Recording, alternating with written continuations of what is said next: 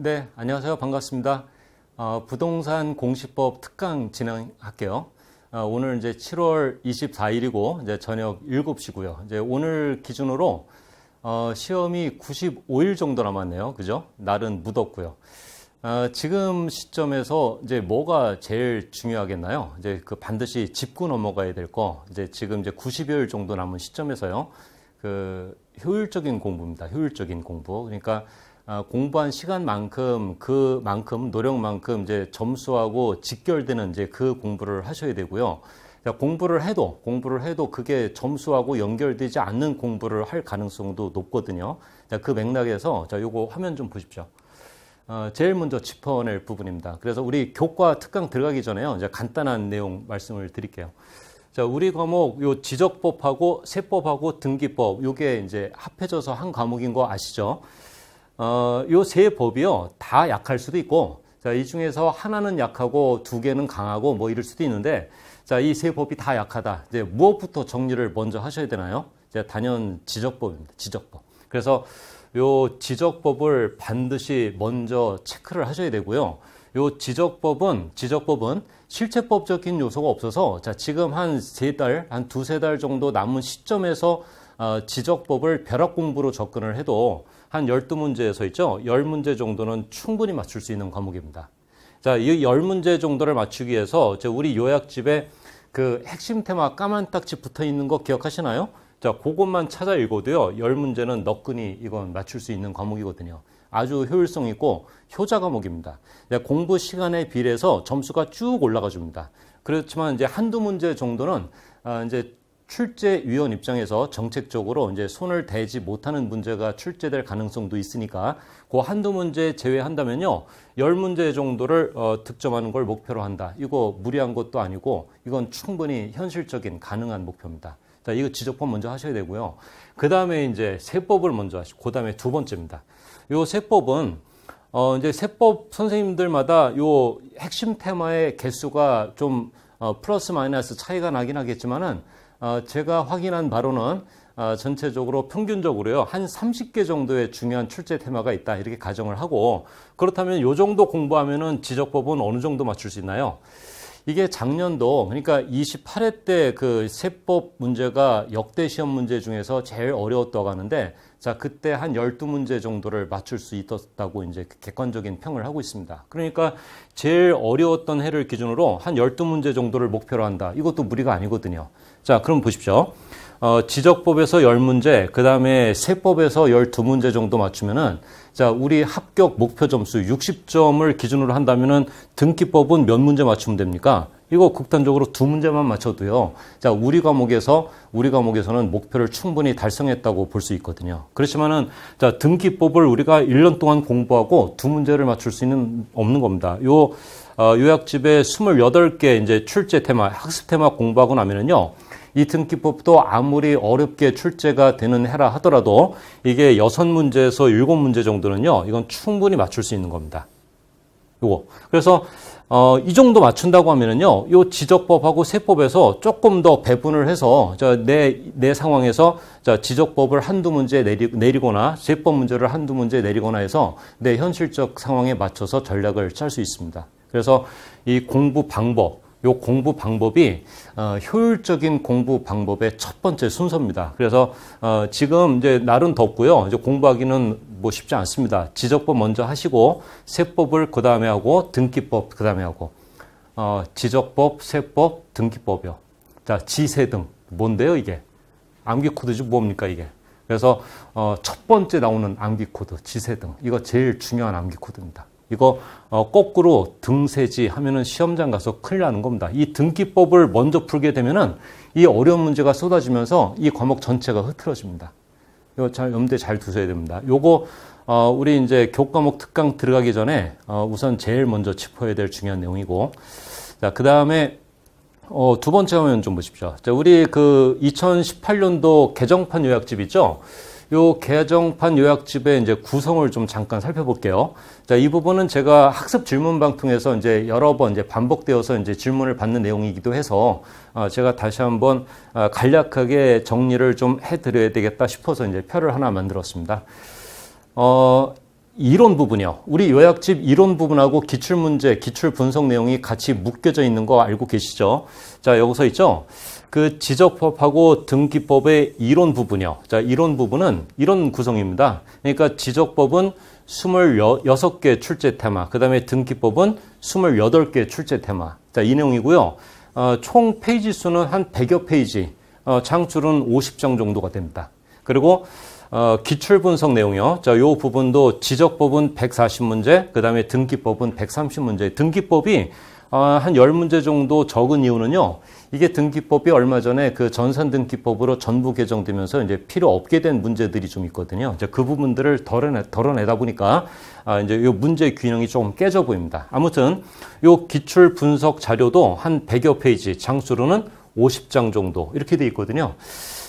이 요약집에 들어있는 이론을 제일 자세하게 강의를 한 내용은 3, 4월 이론 강의입니다. 자, 이 이론 강의, 3, 4월 강의가 제일 자세한 강의고, 그 다음에 3, 4월에 역시 그 기출특강이 함께 진행되었는데, 요 기출특강이 요 270문제 총, 요 270문제 지문을 자세하게 꼼꼼하게 해석을 한 강의거든요.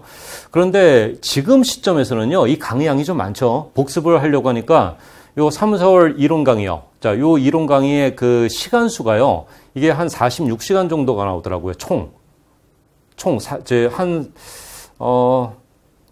27시간이요. 수정하겠습니다. 27시간 정도가 되고요. 요 기출 특강 시간은 18시간 정도가 되더라고요. 그래서 이 합해서 보니까요. 이게 45시간 정도, 40시간을 훌쩍 넘어가니까 지금 이만큼의 양을 7, 8월 이 시점에서요. 다 복습하기는 어렵습니다. 방법은 뭐냐면은 지금 7, 8월 그 핵심 요약반이 진행되고 있는데, 자, 요거 수강하고 계신 분들 알고 계시죠? 어떻게 진행합니까? 그 이론하고 기출 분석이 함께 병행되고 있거든요. 그러니까 출제 테마 하나 이론이 정리가 되고 관련 기출 문제 찾아서 정리하고, 그죠? 이론 정리하고 관련 기출 문제 풀고 해서 이 3, 4월에 진행된 이론 강좌 기출 특강 요 한 45시간의 분량에 해당하는 이 내용이요. 요 7, 8월 핵심 요약반에서 한꺼번에 진행되고 있습니다. 이 요약반, 핵심 요약반의 그 총 강의 수는요. 24시간으로 예정되어 있습니다. 그러니까 자, 시간 면에서 굉장히 절약되니까 요 3, 4월에 진행된 내용을 7, 8월 핵심 요약반으로 아주 자세하면서 빠른 시간에 효율적으로 이제 복습할 수 있는 기회가 된다. 자, 그렇게 말씀을 드립니다. 자, 물론 단점은 있죠. 단점은 뭐냐면은 이론 강의 쪽을 한번 보죠. 자, 이론 강의 쪽에서 한 테마를 3, 4월 이론 강의처럼 자세하게 진행하지는 않았습니다. 자, 기출 분석 시간을 확보하기 위해서 조금 빨리 진행을 했죠. 그래서 이 3, 4월 강의부터 쭉 따라오신 분들이야 큰 문제가 없는데 한 5, 6월쯤이나 한 7월쯤에 이제 우리 과목을 처음 시작하는 경우라면은 요 7, 8월 핵심 요약반으로 처음 시작하기에는 약간 무리가 있습니다. 이해하는데. 그런데 제 생각은 좀 이해가 되지 않더라도 3, 4월 이론 강의로 찾아 들어가지 마시고 요 7, 8월 핵심 요약반에서요. 그냥 출발을 하시는 게 맞다고 봅니다. 왜냐면은 이해가 조금 부족하더라도 지금은요. 진도를 끝까지 한번 빨리 나가는 게 중요하거든요. 그죠? 그래서 이해가 조금 안 되는 부분에 너무 집착하지 마시고 대범하게 처음부터 끝까지 속도 있게 기출 분석하고 병행하면서 쭉 달려나가시는 게 지금은 제가 추천드리는 방법입니다. 자, 조금 이해가 안 되는 부분은요. 내가 늦게 시작한 죗값입니다. 그렇죠? 그러니까 그 부분은 조금 우리가 이제 그 감안을 좀 해야죠. 그러면서 7, 8월 핵심 요약반하고 병행되는 게 요 단원별 동형 모의고사반인데 제가 이제 요 강의에서 말씀드린 것처럼 총 한 210문제 정도를 여러분들께 제공해 드릴 겁니다. 요 210문제의 의미는 뭐냐면은 우리 과목의 경우 있죠. 지적법이나 등기법이나 기출문제에서 재출제되는 거나 다름없습니다. 특히 지적법은 100%입니다. 100%.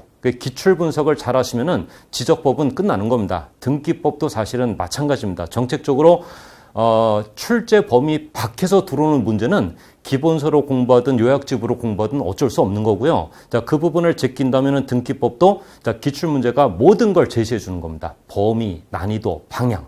그러니까 기출 문제처럼 중요한 건 없거든요. 아무리 강조해도 지나치질 않습니다. 그렇지만은 기출문제가 똑같이 출제가 되는 건 아니죠. 조금 실전 감각을 좀 익히고 자꾸 이제 이 시험장에서 문제풀이하는 그 감각을 익히기 위해서 요 동형 모의고사반이 필요한데, 자, 그 의미라고 보시면 되고, 요 210문제는 기출문제보다 난이도를 약간 높여서 기출문제에서 다루어지는 테마를 가지고서 이제 진행을 합니다. 그래서 이 부분 정리하면요, 실제 기출문제보다는 난이도 면에서 조금 높기 때문에 실제 시험장 가면은 좀 안정감 있게 문제를 풀어나갈 수 있을 거라고 봅니다. 자, 이제 이렇게 쭉 잘 따라오시면 문제가 없는데, 역시 또 7, 8월 과정에서 또 1차 과목하고 막히고 여러 가지 이제 시행착오가 생깁니다. 방법이 또 있나요? 자, 9월에 가면은요, 요 핵심 테마 이론하고 족집계 특강하고 두 개가 진행이 될 건데, 이거는 그렇습니다. 요 이론 있잖아요. 3, 4월 이론 강의가 7, 8월 핵심 요약본에서 요약됐는데, 이게 다시 이 하루에 진행하는 이론 특강에서 요약된다고 보시면 됩니다. 그러니까 요 7, 8월 과정에서 내가 계획대로 못하고 좀 상황을 놓쳤다고 하더라도요, 문제될 게 없습니다. 9월 달에 가서 이 이론 특강하고요, 족집계 특강, 여기에 들어가서 80문제에서 100문제 정도를 다루게 될 건데, 요 두 강좌를 또 정리하시면은 7, 8월에 미흡한 점을 완벽하게 또 메꾸고 가게 되는 겁니다. 그래서 요 9월 달에 9월 2일에 진행하는 이론 특강하고요, 6일에 진행하는 요 족집계 특강, 요거는 7, 8월 전체 과정을 묶어서 단기간에 요약 정리하는 기회가 된다, 이렇게 생각하시면 됩니다. 그래서 상황에 맞게 있죠, 강의를 찾아 들어가시면 되고, 너무 앞에 가서요, 그 이론에 중점을 두어서 그 이해를 하는 쪽에 중점을 두어서 너무 많은 양의 강좌를 택하시는 것은 지금 시점에서 추천드리지 않는 내용입니다. 자, 그 정도 이제 말씀을 드리겠습니다. 자, 곧바로 본론에 들어가죠. 자, 이 공부 방법 정도야 이 정도 이제 크게 굵게 말씀을 드리면 되고, 그 다음에 뭐 공부 시간, 그 다음에 잠자는 시간, 그런 건 뭐 저한테 왜 물어보시는데요? 여러분들이 하셔야죠. 그래서 그런 건 중요한 게 아니고요. 자, 굵직하게 이제 효율적인 공부 방법이라면은 우리 과목의 경우 요 정도를 다시 한번 점검해 보실 필요가 있다는 말씀을 드립니다. 공부입니다. 지금부터는요. 지적법은요, 지금 오늘 그 한 두 타임에 걸쳐서 9시나 9시 한 반 정도까지 이제 진행할 걸로 예상이 되거든요. 지적법은 빠짐이 없습니다. 자, 오늘 진행하는 내용만 여러분들이 잘 체크하시면은 지적법은 한 개도 안 빠지고 촘촘하게 다시 한번 꼼꼼하게 정리하는 기회가 된다고 생각하시면 됩니다.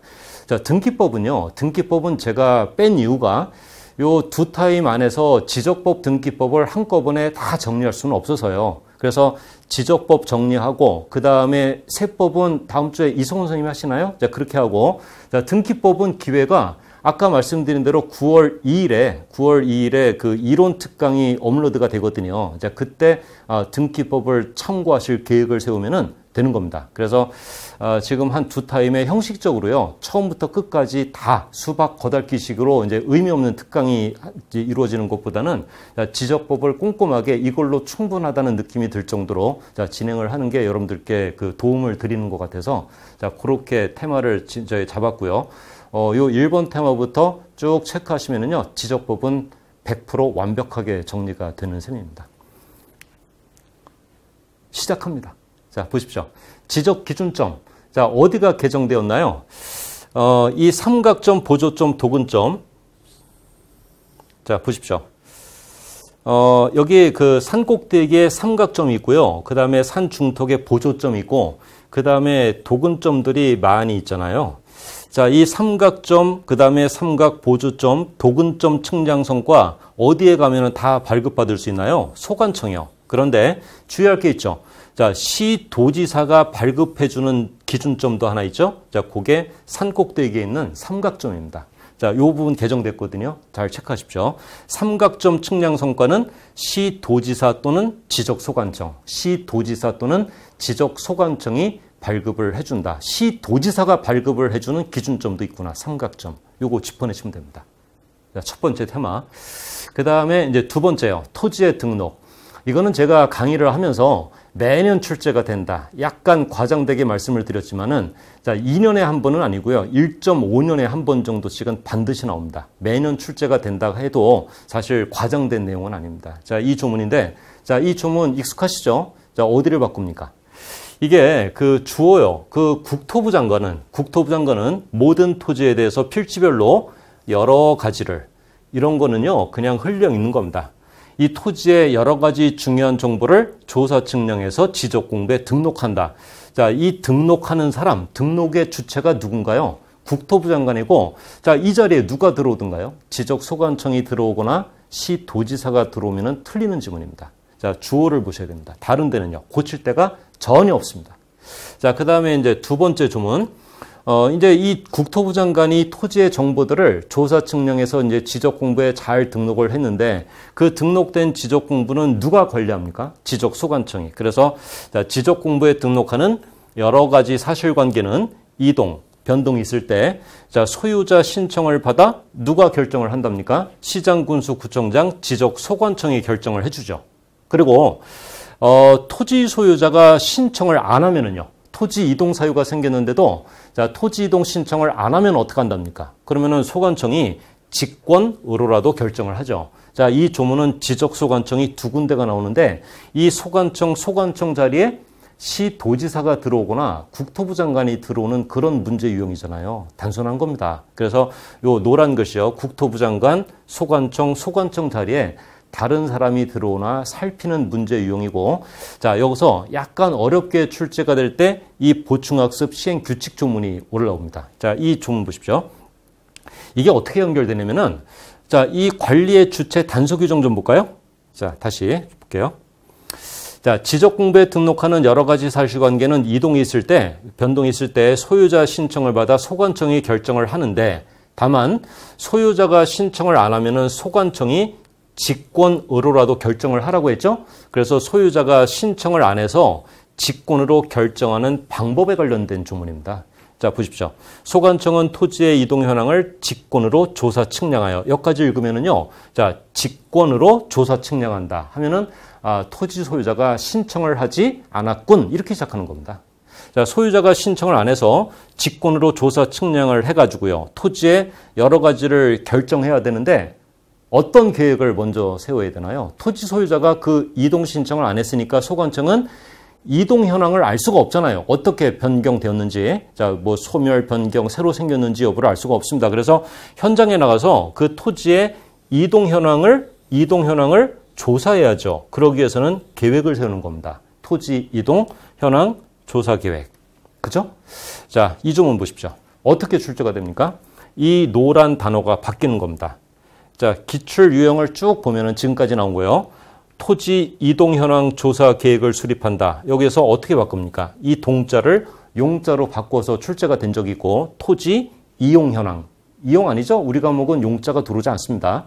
그래서 이용 현황 조사 계획을 수립한다. 이렇게 출제가 된 적이 있고 또 토지 이동 현황 기본 계획을 수립한다. 이렇게 출제가 되기도 하고. 그러니까 자, 이 보충학습 시행 규칙 조문은요. 뭘 보내면은 이 단어를 정확하게 짚어내는 겁니다. 토지 이동 현황 조사 계획. 요 단어가 정확하게 쓰이고 있는지 면밀하게 살피셔야 됩니다. 다른 데는 고칠 데가 없습니다. 이해되셨죠?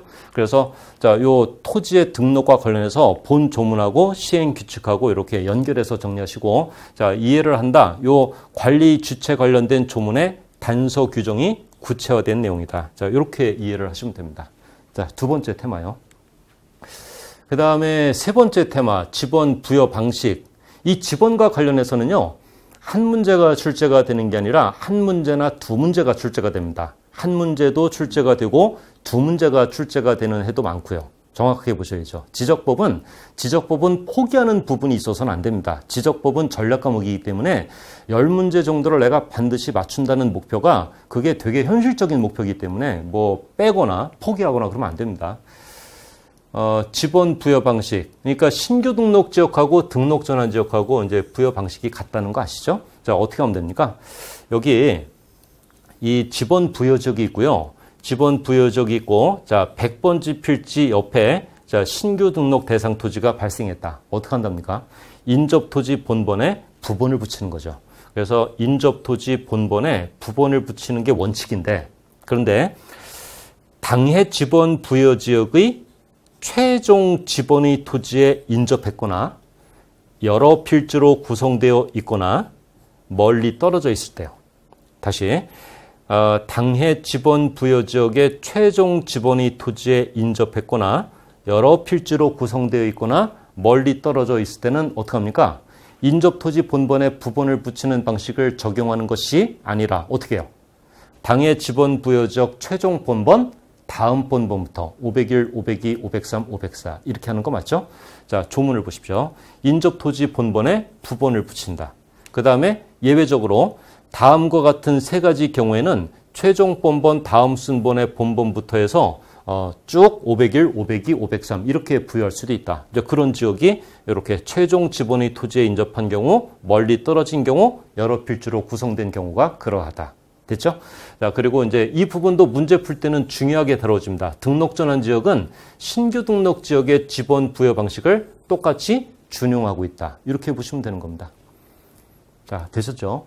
제가 이 부분 수업을 할 때요, 제가 강조를 드리는 부분은 뭐냐면은 요 그림 보고 공부를 하고 끝내지 마시라. 자, 그림을 보면서 그렇지, 여긴 이렇게 하는 거고 이런 경우 그렇지, 이해가 되네 하고서 끝내면은 문제 못 푼다고 했죠. 조문 읽기를 하셔야 됩니다. 이 그림은 자, 조문을 정확하게 읽기 위한 수단에 불과하지, 나는 이 그림으로 공부를 끝내시면은 문제풀이반에 오면은 완전히 겉도는 거잖아요. 그죠? 그래서 나는 그림 없이 이 조문을 정확하게 읽을 수 있다. 이 그림은 아무 의미가 없는 겁니다. 그래서 반드시 조문을 반복해서 읽으셔야 지번에 관련된 기출문제를 빠르고 정확하게 풀 수 있다. 이거 강조합니다. 그 다음에 그 분할 지역에서 지번을 부여하는 방법이요. 요거죠. 여기 이제 그 한 필지가 있는데, 뭐 예를 들어서, 자, 우리 수업할 때처럼 해보죠. 자, 이게 100번지 필지가 있고요. 그 다음에 100의 1번지 필지가 있고, 그 다음에 100의 5번지 필지가 있는데, 자, 이 상황에서 100의 1번지 필지를 이렇게 세 필지로 분할하였다. 자, 분할 후 지번은 어떻게 부여한답니까? 한 필지는 종전 지번을 그대로 부여하고 나머지는, 자, 해보십시오. 자, 본번에, 자, 최종 부번, 본번의 최종 부번, 다음 부번부터 순차적으로 부여한다. 이거죠. 이게 말로 안 나오는 분은요, 공부가 안 된 겁니다. 공부가 안 된 거죠. 이거를 글로 쓸 수는 있는데 말로 못한다. 그러면 지문을 못 읽는 거하고 똑같거든요. 이거 말로 하셔야 됩니다. 다시, 자, 한 필지는 종전 지번을 그대로 부여하고 나머지는 본번의 최종 부번, 다음 부번부터 순차적으로 부여한다. 자, 이게 말로 나와야 됩니다. 그 다음에, 자, 예외적인 경우도 있죠? 자, 요 예외적인 경우는 어떻게 한답니까? 여기 100번지 필지에 그 주거 사무실용 뭐 이런 건물이 하나 있습니다. 이 건물이 있는 상태에서 세 필지가 분할된 거죠. 자, 제가 그림을 너무 빨리 그렸나요? 자, 100번지 필지상에 주거용 건축물이 하나 있었고, 그 상태에서 이 토지가 이렇게 세 필지로 분할되었답니다. 분할 후 지번 부여는요. 우선 종전 지번을 주거용 건축물 또는 사무실이 위치한 필지에 우선해서 부여를 하는 거죠. 그러니까 여기가 100의 1번지가 되고 여기가 100의 2번지가 되는 거죠. 자, 요 내용 이해되시죠? 자, 상황 이해하시고 요 조문으로 마무리를 하시면 됩니다. 자, 분할 지역입니다. 그 다음에 합병 지역이요. 합병 지역에서는 이런 겁니다. 여기 100번지가 있고 100의 1번지가 있고 그 다음에 102번지가 있고 103번지가 있고요. 그 다음에 104에 7번지가 있다고 가정을 해볼까요? 자, 이 네 필지가 합병되면은 합병 후 지번은 어떻게 됩니까?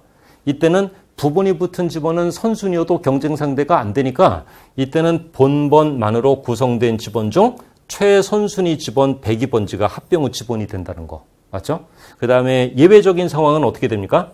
예외적인 상황은 100번지가 있고 그 다음에 101번지가 있고 그 다음에 103번지가 있고 101번지 필지에 주거용 건축물 또는 사무실이 위치하고 있답니다. 자, 이 상황에서 자, 세 필지가 합병되면 합병 후 지번은 해보십시오, 여러분이. 몇 번지인가요? 101번지요? 그거 아니죠. 주거용 건축물이 있는 필지라 하더라도 합병 후 지번은 100번지가 되는 거 알고 계시죠? 자, 그러나 토지 소유자가 합병 후 필지의 지번을 주거용 건축물이 위치하였던 필지의 지번 101번지로 부여해달라고 신청을 할 때요. 신청을. 자, 그때는 그 신청을 반드시 수리를 해줘야 됩니다. 101번지요. 그래서 문제 지문을 읽을 때 토지 소유자의 신청이 있는 경우라는 전제가 없을 때는 100번지로 지문이 끝나야 되고 토지 소유자의 신청이 있는 경우라는 전제가 있을 때는요 101번지로 지문이 끝나야 한다는 거죠. 자, 그 부분을 주의해서 읽으셔야 됩니다. 자, 읽어볼까요? 이 조문. 토지 소유자가 주거 사무실 등의 건축물 등이 위치한 지번을 합병 후 지번으로 자, 신청을 할 때요. 신청을 할 때는 그 지번을 합병 후 지번으로 부여해 주어야 한다. 이렇게 나오죠? 자, 이렇게 해서 읽으시면 됩니다. 합병적입니다. 자, 마지막이요. 이거 제목이 기네요. 도시개발사업지역. 도시개발사업지역에서 무슨 측량을 한답니까? 자, 이따가 나오겠네요. 지적 확정 측량을 합니다. 그러니까 지적 확정 측량 실시 지역이라고 하면은 도시개발사업지역과 동의어가 되죠. 자, 그래서 도시개발사업지역의 지번 부여 방식이라고 부를 때도 있고, 지적 확정 측량 실시 지역의 지번 부여 방식이라고 부를 때도 있고, 그죠? 자, 거기를 보는 겁니다. 어떻게 한답니까? 여기 그림을 조그맣게 그려볼게요. 자, 여기 이제 여러 필지가 존재합니다. 여기 이제 도시개발사업지역으로 선정을 했죠. 그래서 필지를 반듯하게 이렇게 구획 정리를 합니다. 이 새로이 조성된 반듯한 필지에 새로운 지번을 부여해야 하는데 어떻게 해요?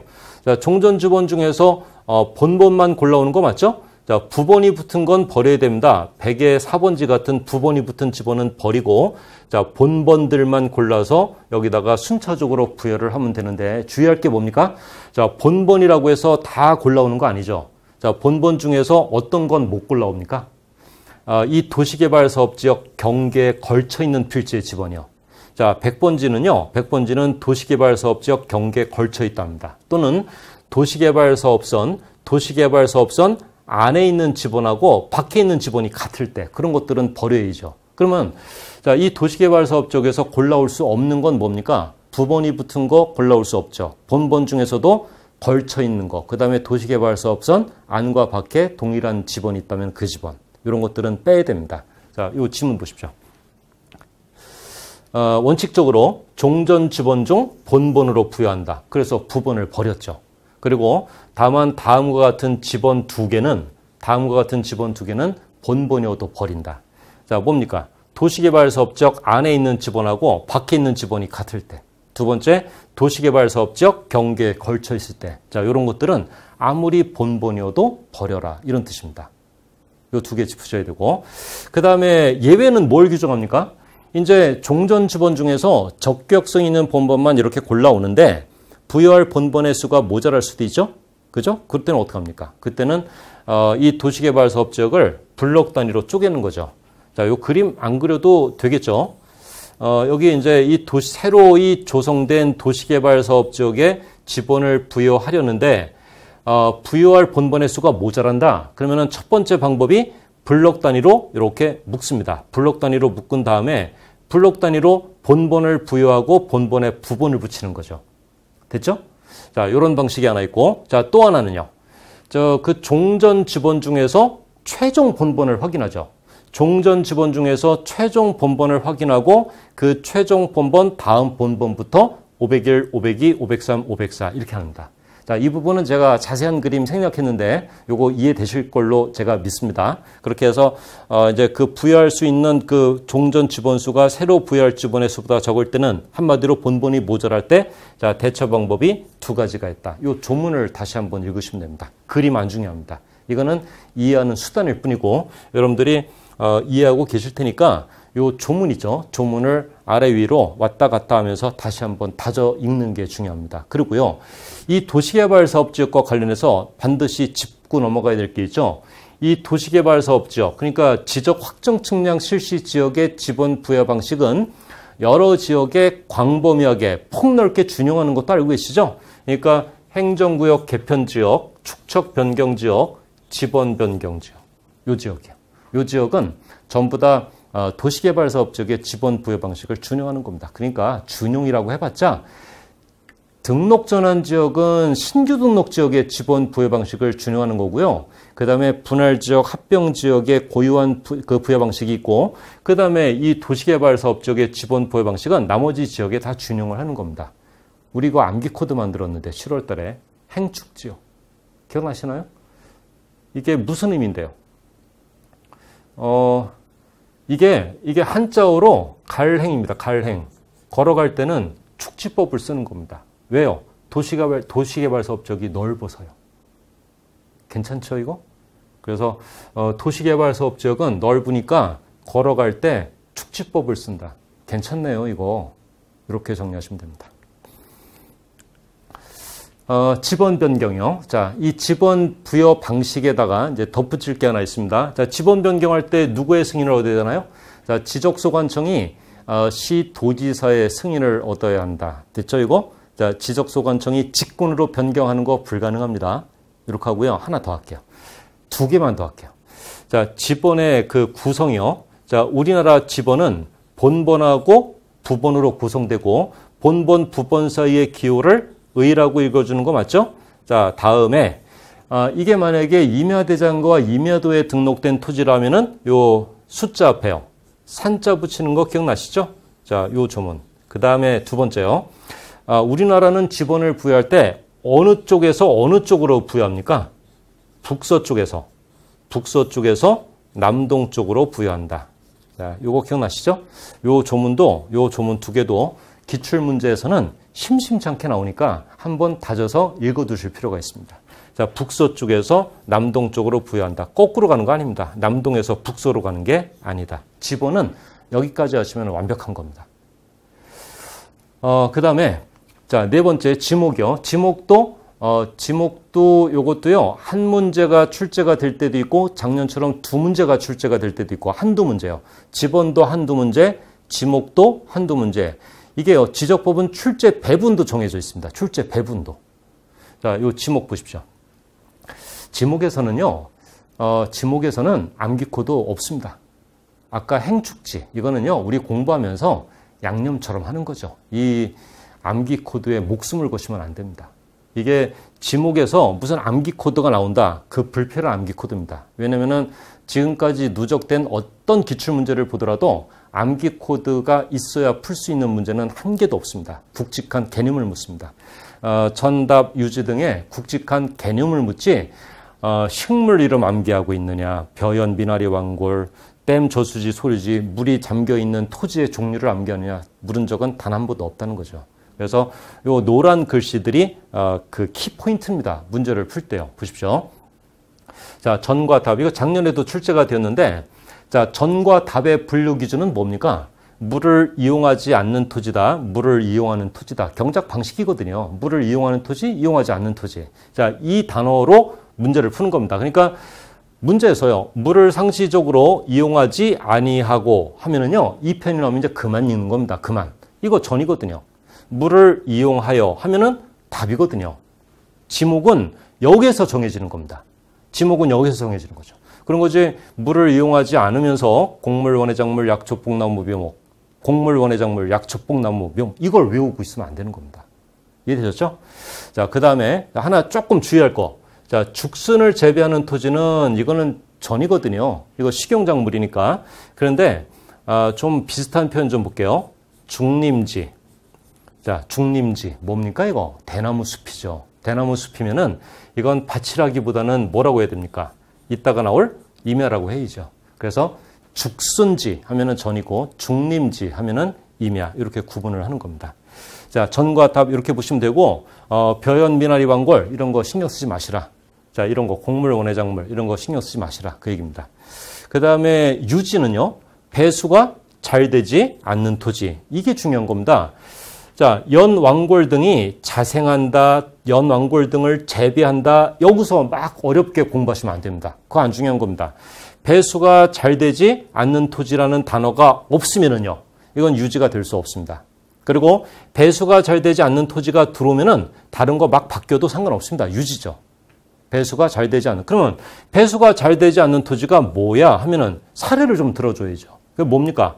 배수가 잘 되지 않으니까 물이 항상 이렇게 고여 있죠. 고여 있으니까 댐, 저수지, 소류지, 호수, 연못, 그 다음에 담수어 부지, 물을 담고 있는 호수 같은 거요. 이런 거죠. 여기서도 댐, 저수지, 소류지, 호수, 연못 이런 것들을 암기하시면 안 된다. 자, 물을 담고 있는 웅덩이 개념이 유지다.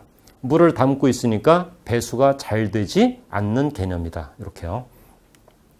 그 다음에 이제 국어하고 하천 제일 많이 출제가 됩니다. 자, 국어하고 하천 제일 많이 출제가 되는데, 이거 간단하게 해볼까요? 우리 많이 해봤으니까. 자연적 수로. 자, 자연적 수로 하면은 뭡니까? 자연적 수로 하면은 하천이 되는 겁니다. 그런데 문제 풀이할 때 자연적 수로이면서 규모가 작다. 소규모라는 단어를 더 얹어주죠. 그러면은, 이게 뭐가 됩니까? 그건 국어가 된다는 거죠. 자, 요거 이해하고 계시죠? 자, 제가 여기다 다시 적어 볼게요. 여기 이렇게 그 자연적 수로. 자, 이렇게 하면은 지목은 뭡니까? 규모를 얘기하지 않죠. 뭐 대규모, 소규모 얘기 안 하죠. 자, 이러면 하천이라니까요. 하천. 그런데 자연적 수로이면서 자, 규모가 작다. 규모를 언급합니다. 그러면 그게 국어가 된다는 거죠. 자, 또 하나. 자, 국어는 또 하나의 개념이 있죠. 인공적인 수로요. 그래서 자, 국어라고 하면은 1번 인공적 수로, 2번 자연적 수로이면서 규모가 작은 것. 요 두 가지 개념을 담고 있는 게 국어다. 이거 다 잘 나옵니다. 자, 그 하천에서 주의하실 것은 자연적 수로이면서 규모가 큰 것. 이렇게 해서 규모가 크다는 표현을 절대 안 한다는 거죠. 그냥 자연적 수로이면은 하천이 된다는 거. 그 다음에 광천지를 설명하려면은 이 용출이라는 단어가 빠지면 안 됩니다. 용출이라는 단어가 있으면은 그 지목은 반드시 무조건 광천지. 자, 수도용지는 뭡니까? 얘는 심심찮게 나오긴 하는데 취수, 저수, 도수, 정수, 송수, 배수, 물 숫자 들어오면 수도용지. 자, 확인해 보시고요. 이 오늘 특강이요. 구경하시면 안 됩니다. 이거 지적법이요. 중요한 부분 완벽하게 짚을 수 있거든요. 그러니까 팔짱 끼신 분 좀 진지하게 들어오십시오. 이거 그 지적법 쪽은요. 요 한 2타임 정도지만은 완벽하게 정리가 될 수 있습니다. 자, 과수원이요. 목장용지요. 자, 요거는 뭐가 나옵니까? 과수원, 목장용지. 자, 보십시오. 목장용지하고 과수원. 과수원과 목장용지의 성격을 묻는 건 없습니다. 자, 보십시오. 과수원 안에 주거용 건축물 부지는 지목이 뭔가요? 대죠. 그런데 부속시설물 부지는 뭔데요? 과수원이죠. 되셨죠? 자, 같은 맥락에서 목장용지 안에 주거용 건축물지는 역시 대죠. 다시 목장용지 안에 주거용 건축물의 부지는 대. 그러나 목장용지 안에 축사 부지와 같은 부속시설물의 부지는 목장용지. 확인되셨죠? 자, 그게 여기에 나와 있습니다. 자, 이 지문입니다. 어떻게 출제가 되는데요? 어떻게 출제되긴요? 과수원에 접속된 주거용 건축물 부지도 과수원이다. 이렇게 나오죠. 어떻게 나옵니까? 자, 목장용지에 접속된 주거용 건축물 부지도 목장용지다. 이렇게 나옵니다. 됐고요. 그 다음에 자, 임야. 틀리게 하는 방법도 정해져 있습니다. 임야. 수림지, 중림지가 임야인 거 아시겠죠? 요거는 임야에서 요 숲의 개념이거든요. 아까 중림지, 임야라고 말씀드렸습니다. 죽순지는 전이고요. 자, 그런데 이 벌판이요. 암석지, 자갈땅, 그 다음에 모래땅, 습지, 황무지 이 벌판의 개념도 임야다. 왜냐면은 요 벌판의 개념도 임야거든요. 이렇게 하시면 됩니다. 이걸 암석지, 자갈땅, 모래땅, 습지, 황무지, 모자, 습항암 이렇게 하지 마시고요. 그냥 숲도 임야고 벌판도 임야다. 그런데 문제에서는요. 이 암석지, 자갈땅, 모래땅, 습지, 황무지를 이거를 잡종지라고 출제를 합니다. 잡종지 아니거든요. 잡종지 아니고요. 벌판의 개념으로 임야다. 요거 짚으시면 됩니다. 그 다음에 대요. 대는 영구적 건축물이 있으면 대가 되는 거고요. 영구적 건축물의 종류는 안 중요하다고 했죠. 주거, 사무실, 점포, 박물관, 극장, 미술관 이런 거는 암기하는 게 아니고 영구적 건축물 밑에 있는 토지는 지목이 대다. 이겁니다. 기본이요. 안 나옵니다. 이거 잘. 뭐가 나옵니까? 요거요. 2번 국계법 등 관계 법령에 의한 택지 조성공사가 준공된 토지. 자, 이 표현을 보시면은요, 택지 조성공사만 준공되었거든요. 이쁘게, 반듯반듯하게. 여기 건물 없습니다. 영구적 건축물이 없는데도 이거 대가 되고 있다는 거 특이하죠. 이게 공공사업의 원활한 사업 추진을 위해서 공사가 준공되기 전이어도 영구적 건축물이 들어오기 전이어도 지목을 사용 목적에 맞게 미리 대로 설정해주는 특례가 있다는 거죠. 그래서 자, 2번은요, 이 단어가 한 단어입니다. 국계법 등 관계 법령에 의한 택지 조성공사가 준공된 토지 하면은 이거 곧바로 대 이렇게 하셔야지 이 지문을 해석하고 있으면 안 됩니다. 이렇게 이렇게 복잡하게 어렵게 해석하시면 안 되고 한 단어로 보시라. 그 다음에 출입 통로 하면은 원래 도로가 되어야 하잖아요. 그런데 그 출입 통로가 한 가구만 사용하고 있다면은 역시 주거용 건축물의 연장으로 보겠다. 주거용 건축물의 연장으로 봐서 이걸 뭐로 한답니까? 대로 한다는 거죠. 그래서 요 두 개가 대가 된다는 걸 체크하셔야지 1번 큰 의미 없습니다. 자, 그 다음에 자, 공장, 학교, 종교용지 이거 같은 성격의 지목을 묶어놨습니다. 이거 쉽죠? 자, 공장 안에 이걸 사례로 할게요. 자, 공장 안에 주거용 건축물이 있고 예를 들어서 사원들의 기숙사 부지, 체육장 부지, 기숙사 부지, 병원 부지 할 것 없이 공장 안에 들어오면 공장이 되는 거고요. 학교 안에 무엇이 들어오면 학교, 그 다음에 종교용지 안에 무엇이 들어오면 다 종교용지가 되는 겁니다. 아까 자, 목장용지나 과수원처럼 주거용 건축물 부지는 대고 부속시설물의 부지는 양입이 되고 복잡하게 안 따지는 겁니다. 간단하죠. 다만 이 종교용지에서 이 사당 좀 보십시오. 원래는 교회 사찰, 향교 부지가 종교용지였는데 지적 예규는요, 특정인의 재래를 목적으로 하는 사당 부지도 종교용지로 확정을 했습니다. 그래서 이 사당 부지가 하나 더 들어갔다는 거 주의하시면 됩니다. 그 다음에 주차장이요. 자, 주차장은 여기 중요한 게 뭐냐면은 주차장이 될 수 없는 걸 먼저 짚으셔야 됩니다. 그 부설 주차장, 노상 주차장, 자, 물류장, 야외 전시장 요런 애들은 주차장이 아닌데 문제에서는 자꾸 노상 주차장은 주차장이다. 야외 전시장은 주차장이다. 이렇게 나오거든요. 다만 요 동그라미 2번 보십시오. 동그라미 2번은 우리 조문에 주차장이라고 규정하는 지문이거든요. 뭐라고 되어 있습니까? 시설물 부지 인근에 설치된 부설 주차장. 그러니까 이 부설 주차장 앞에 이렇게 수식하는 말이 하나 있죠? 시설물 부지 인근에 설치된 부설 주차장은 주차장이다. 다시 합니다. 자, 그냥 부설 주차장 하면은요. 자, 그냥 부설 주차장은 주차장이 아니다. 그러나 시설물 부지 인근에 설치된 부설 주차장은 그건 주차장이다. 자, 구분되셨겠죠? 자, 그거. 됐고요. 그 다음에 창고용지요. 이거 보관, 저장. 이 단어가 핵심입니다. 이게 키워드죠. 그래서 보관, 저장한다는 단어가 나오면 그건 창고용지로 연결을 하시면 됩니다. 암기 코드를 하나 만들려고 하는데 없네요. 암기 코드가. 읽으시면 되겠네요. 자, 도로. 자, 도로에서요. 고속도로 휴게소 부지 출제된 적이 없습니다. 30년 동안. 국도변에 인접한 휴게소 부지는 대고 고속도로변의 휴게소 부지는 도로고 출제된 적이 없고요. 여기서는 이 통로 두 개를 주의하시는 겁니다. 여기에 다 집중되어 있습니다. 그래서 두 필지 이상에 진입하는 통로는 도로인데 아파트, 공장 등 단일 용도의 일정 단지 내 설치된 이 통로는 도로가 아니잖아요. 맞죠? 자, 그래서 이 통로 두 개를 구분하셔야 되고 아까 통로가 하나 더 나왔는데 자, 기억나시나요? 아까 그 대라는 지목을 공부할 때 한 가구만 출입하는 건축물 출입 통로 부지 요 지문 기억나시나요? 거기도 출입 통로 한 가구만 사용하는 건축물의 출입 통로 그건 대였죠. 대. 그건 대였고 그 다음에 두 필지 이상에 진입하는 통로는 도로요. 그리고 아파트, 공장 등 단일 용도의 일정 단지 내 설치된 통로는 도로가 아니다. 자, 이거는 조금 기니까요. 자, 이거는 어떤 의미인지 잠깐만 볼게요.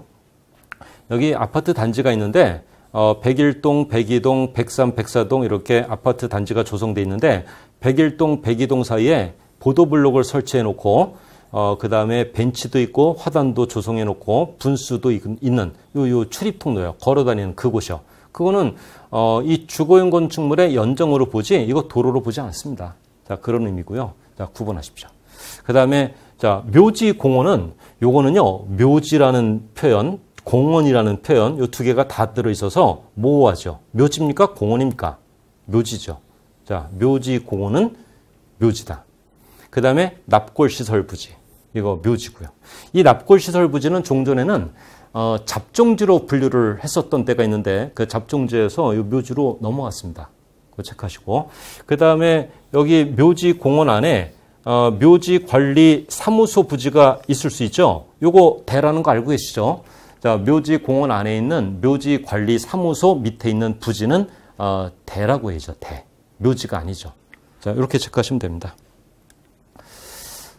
지목이 계속 나옵니다. 좀 몇 개 남았는데 좀 지루하시죠? 자, 체유경지에서는 먼저 체크할 게 이겁니다. 체유경지에서는 이런 것들이 체유경지다? 이거 안 중요합니다. 야, 이거 보면은 다 체육용지 같잖아요. 공부 안 한 분들도 다 맞추겠네요. 야구장, 골프장, 스키장, 승마장, 경륜장. 이게 체육용지 뭡니까? 그런데 여기 보십시오. 체육시설이긴 한데 그 체육시설로서 영속성이 미흡한 것들이 있습니다. 골프 연습장, 실내 수영장, 체육도장, 흐르는 물을 이용한 요트장. 이런 애들은 영속적인 체육시설로 보기에는 좀 부족하잖아요. 느낌이. 그죠? 이럴 때 이런 것들도 체육용지다. 그러면 안 되죠. 이건 체육용지가 될 수 없다. 이래죠. 여기요. 여기 그 체육시설로서 그 영속성이 미흡한 것들을 암기하는 건 아니고요. 지문이 어떻게 출제가 된답니까? 요 조문이 쭉 그대로 베껴집니다. 그 다음에 이러한 토지는 체육용지로 한다, 안 한다. 이 끝부분이 틀리거든요. 바뀌거든요. 그러니까 여기를 보시면서 문제를 푸시면 됩니다. 눈썰매장 있잖아요. 눈썰매장은 체육용지로 보는 게 맞겠나요? 유원지로 보는 게 맞겠나요? 한번 짚어보십시오. 짚어놨네요, 뭐 여기. 눈썰매장이야. 눈썰매장은 체육용지다. 유원지 아니죠, 이거? 우리 알고 있죠? 자, 그 부분 체크. 이거 이제 새로 들은 얘기인데, 유원지로 하지 않았습니다. 자, 눈썰매장도, 보통 여기 스키장 안에 들어있잖아요. 스키장 안에 들어있으니까 그냥 묶어서 체육용지로 봐야죠. 이것도 눈썰매 타는 게 얼마나 힘들다고 그랬는데. 체육용지죠. 자, 그 다음에 사적지요. 자, 사적지는 요 별표만 좀 보시면 돼요. 이 사적지가요, 학교, 공원, 종교용지. 자, 이런 토지 지목 안에 들어오면은 사적지로 할 수 없다는 거 알고 계시죠? 자, 요거 주의하셔야 됩니다. 자, 이 사적지가 유적, 고적, 기념물 등을 보존하는 토지인데 학교, 공원, 종교용지 등 자, 이런 지목의 토지 안에 들어오면은 사적지로 할 수가 없다. 학교용지 안에 있는 사적지는 학교, 공원 안에 있는 사적지는 공원, 종교용지 안에 있는 사적지는 종교용지. 자, 이 부분. 그 다음에 잡종지에서요. 자, 그냥 돌을 캐거나 흙을 파내면은 이건 뭡니까? 그냥 돌 캐고 흙을 파내면은 잡종지 맞는데, 자, 이 별표. 원상 회복을 조건으로 돌을 캔다. 그러면은 이거 잡종지로 할 수 없겠죠. 왜냐면은 3개월 동안 혹은 5개월 동안 돌을 캔 다음 원상 회복을 할 거기 때문에 본래의 지목으로 돌아갈 거 아닙니까? 지목 변경 잡종지로 할 수 없다는 그 원리겠죠. 자, 아무튼 자, 그렇게 복잡하게 볼 것 없이 문제 풀 때는 그냥 돌을 캔다, 흙을 판다, 잡종지 맞습니다. 그런데 원상 회복을 조건으로 돌을 캐면은 잡종지가 될 수 없다. 짚으시면 됩니다. 그 외에 야외 시장이나 비행장이나 뭐 야영장 이런 것들이요. 이런 것들 잡종지가 된다는 거 짚고요. 요 3번은 잡종지로 분류한 지적 예규인데요. 얘들이 다 출제가 되었었습니다. 위험물 이동탱크 저장소 부지하고 그 다음에 콩나물 재배사 부지. 이게 여러분들이 간혹 어떤 지목으로 분류를 하냐면은 위험물 이동탱크 저장소 부지하면 느낌이요. 내 느낌이 주유소 용지로 짚어내거든요. 주유소 아닙니다, 이거. 주유소는 우리 어떻게 공부합니까? 석유 제품 등을 판매하는 것, 판매. 그죠? 판매하는 것. 이렇게 나옵니다. 이거 위험물 이동탱크 저장소 부지는 잡종지. 그 다음에 콩나물을 재배하는 것. 이 사는 이 한자어로요. 건물이라는 뜻입니다. 그죠? 그래서 기숙사 할 때 그 사자요. 그래서 콩나물을 재배하는 건물. 뭡니까? 콩나물 재배 건물. 잡종지로 해야죠. 이게 대가 될 수 있나요? 콩나물이 사는데 사람이 사는 것도 아니고. 이거 논리적으로 추론하는 거 아니다. 제가 종종 그런 질문을 콩나물을 재배한다. 안방에서 재배하는 건데 안방이라면 주거용 건물 아니까 대가 아니까 이런 식으로 논리적으로 추론해 가는 게 아니라 그냥 콩나물을 재배하는 전용 건물 이거는 잡종지 이렇게 짚어내는 겁니다. 지적 예규를 보면요. 이 콩나물 재배 건물을 잡종지로 하여야 한다는 그 이유를 적지 못합니다. 자기들도요. 자, 그렇게 보셔야 되고, 요 밑에 노란 글씨요. 이거 출제 안 된 얘기입니다. 차고, 세차장, 식당 등으로 구성된 자동차 관련 시설 부지. 잡다하잖아요. 차고, 세차장, 식당 등으로 구성된 자동차 관련 시설 부지는 잡종지로 하기로 했거든요. 그래서 요 3번 잡종지와 관련된 지적 얘기 중에서 얘가 아직 출제가 안 되었습니다. 차고, 세차장, 식당 등으로 구성된 자동차 관련 시설 부지 잡종지다. 이 보통 요 지목이요. 지목 28가지만 갖고 우리 강의에서 한 50분 정도 꽉 채워서 수업을 하죠. 그 다음에 기출 분석하고. 지금 한 10분, 15분 정도 진행이 된 것 같네요. 그죠? 조금만 더 하고요. 지금 이제 7시 50분 넘어가고 있습니다. 우리 시작한 지요. 한 50분 정도 되었는데 요 경계 하나만 더 체크하고 좀 쉬기로 하죠. 아까 요 7시에 우리 수업 들어오기 전에 그 식사하셨나요? 그러면 좀 졸릴 수도 있고요. 조금만 참으십시오. 그 경계 결정 기준이요.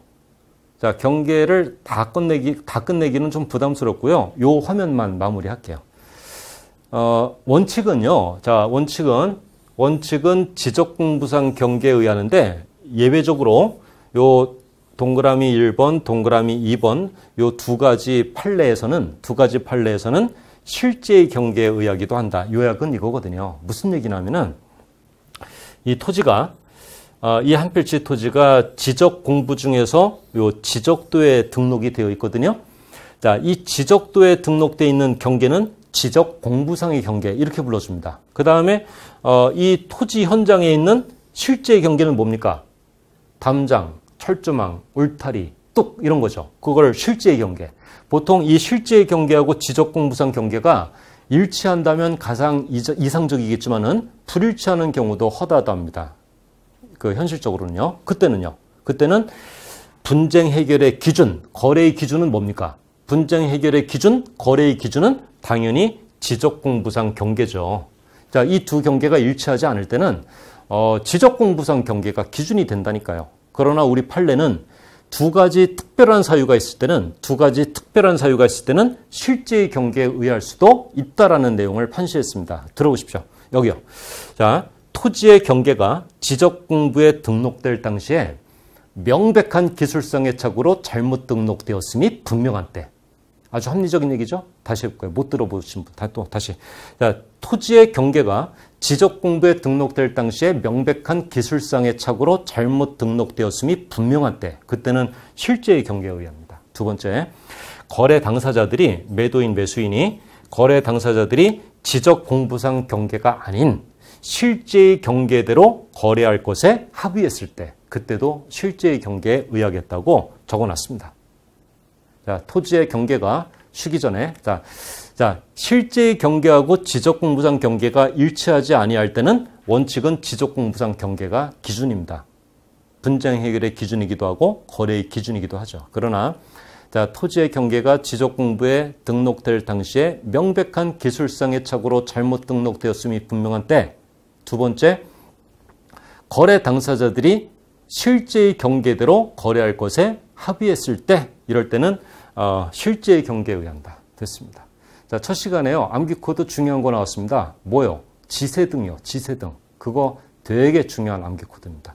이건 공부 순서도 그래야 되고요. 지적법 먼저 공부하고 세법 먼저 공부하고 등기법 공부하는 겁니다. 남는 시간에. 그 다음에 실제 시험장 가서 문제 풀 때도요. 지적법 먼저 풀고 세법 먼저 풀고 그 다음에 남는 시간에 등기법 푸는 겁니다.